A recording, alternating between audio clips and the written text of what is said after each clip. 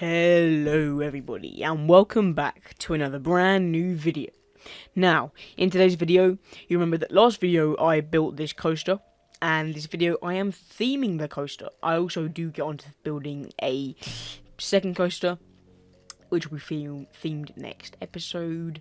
I thought I'd treat you guys a little bit of a longer episode this time, but currently I am just, I changed the colour. I wanted it to sort of be, I think the theme of this is a prison break. Like I said, it's a hang time theme ride, really. You know, there's lots of hang time. The inversions are slow, but it is themed to sort of a prison and breaking out of a prison.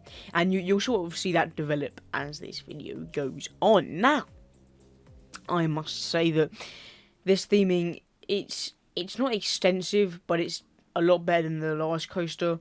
The last coaster was definitely lackluster, but I think the theme was not really well established. I would say that the theme of this coaster is a lot more well established. I knew before I went into it I wanted something with a more sinister tone, and originally it was going to be sort of like the Smiler sort of theme. You can see that with the colour, and then I decided to change it to the prison sort of theme, which we'll see with some of the elements that I've been able to put in as theming. I do end up sort of, I wanted to sort of hide it away, and if you're actually on Peep sort of level, you would not be able to see this, like properly see all of the coaster. You'd be able to see like the highs, but not all of it. But you can obviously see it because of the way this game is sort of laid out. If you were playing RCT2 or Planet Coaster, you would not be able to see all of the coaster because of the way that I put the trees in there. Now I start by putting these fences down purely just sort of like little decoration. The actual main section of themed fences comes in a bit later. Like, these fit the theme well, but they were just sort of to section off areas rather than to section off the entire ride area. And yeah, I do some small buildings. I do some small buildings because it is like a little prison. It is what I'm trying to simulate, a prison yard. So, you know, there will be some towers in here, and there will be some other elements in here, but yeah, we'll just see how it goes. One thing I'd like to say is I'm considering maybe doing a Q&A soon, so if you've got any questions, just leave them down below. But yeah, watch. Oh yeah. So this section right here, the reason why I am putting in this building is purely for like decoration. You can't do anything with it. That was my main sort of gripe with RCT2. Couldn't really do much with the buildings, and the fact that, like, I mean, I didn't really put much effort into hiding the sort of concession stands that I do put in here in the end. But like, I could have done a lot more, but I think they should really make it more customizable. Like, I think what more theme park games should have is you should be able to build a building, right, and then assign it a function. I think that would be better, rather than, okay, so this is where I start to put in the more prison themed elements, like the barbed wire fences and stuff. Basically, the idea of this is you can walk around the entire thing. The queuing only actually begins when I believe when you actually go up the main hill. Now, there is also elements during this where I put a piece of queue line through a vertical loop, one of the first vertical loop that you experience on the coaster. The reason for this is purely to raise the excitement level of the coaster, and also it's aesthetically pleasing, but it does boost the excitement level of the coaster a fair bit, actually. It really, really does. Now, you'll see with this, the pathways using two or more than one row of path would not have been possible in RCT1, purely because of the character sort of design. They wouldn't have been able to make their way round that amount of path. They wouldn't have understood it, really. So yeah, what I'm doing here, I'm just putting some concession stalls. You know, they need to be somewhere in the park, so I figured I might as well put them here. Put some barbed wire around them, and then people can go there when they want to. Because it's not part of the queue for the ride, this is just the ride area, so like, it's more of a sectioned off area. So like, in Alton Towers you have X sector, you have different sections. Do you know what I mean? So this is going to be a sectioned off area.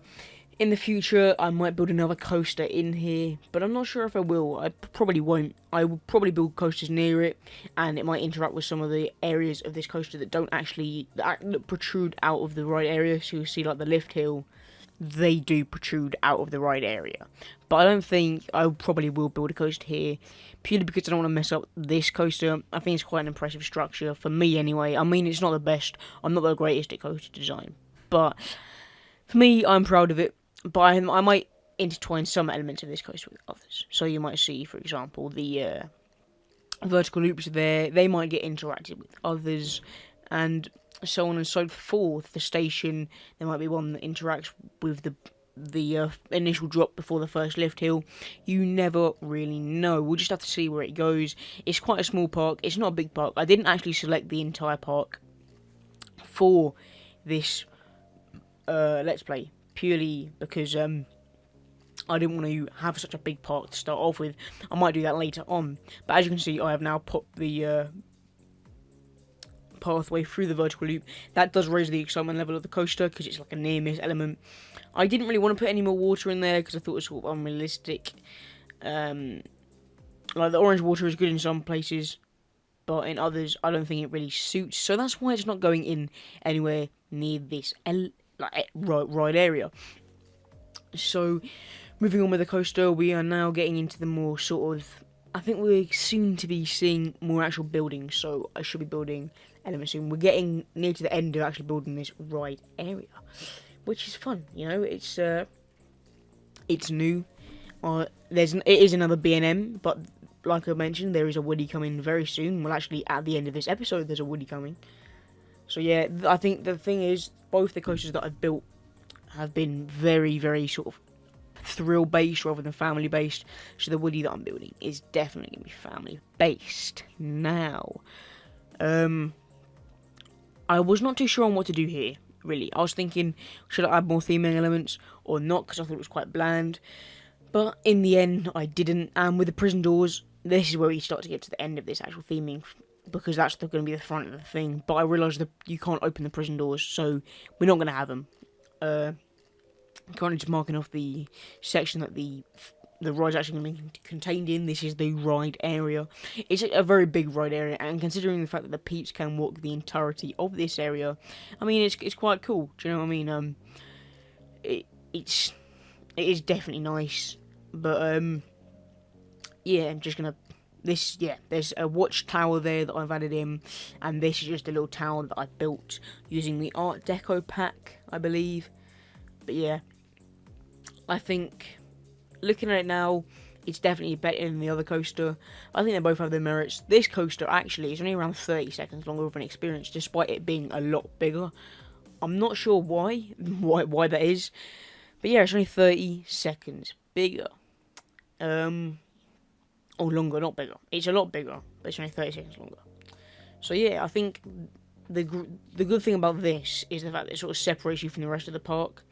But yeah, now we are going on to the Woody. I just demolished an entire Giga, but just checking my handyman, because that broke down. So yeah, not handyman, mechanics. Building the family Woody.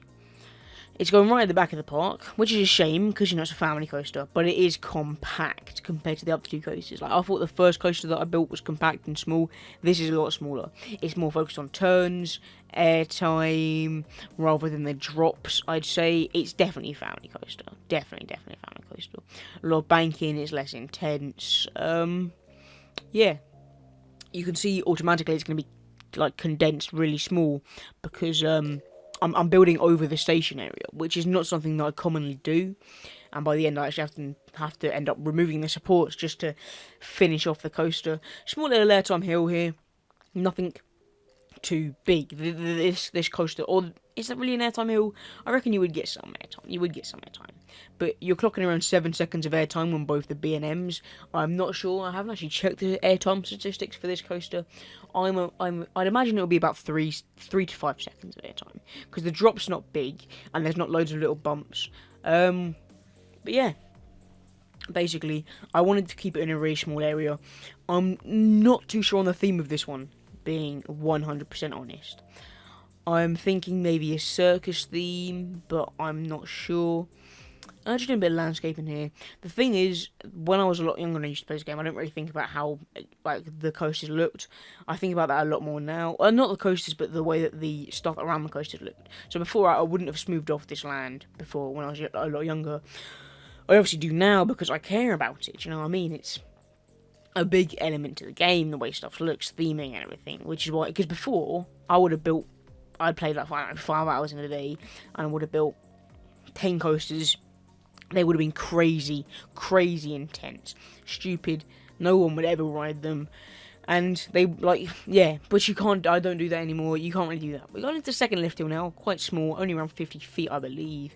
Small airtime hill, that's where you're going to get most of the airtime on this coaster, I reckon. The rest of it's going to be tight turns. Yeah, it really is a family ride. I think the first drop's kind of intimidating, but we're coming right to the end of the coaster now. Just seeing what's going on. And yeah, I did have to actually remove the supports purely because I was building back through the first sort of lift hill, so I couldn't actually see where the station was, so I had to remove the supports. But yeah, it's kind of funny when the supports are removed because it looks like everything's on the same sort of level, which it really isn't. Now let's get straight into the small path, I think, small connecting path, then into the POV.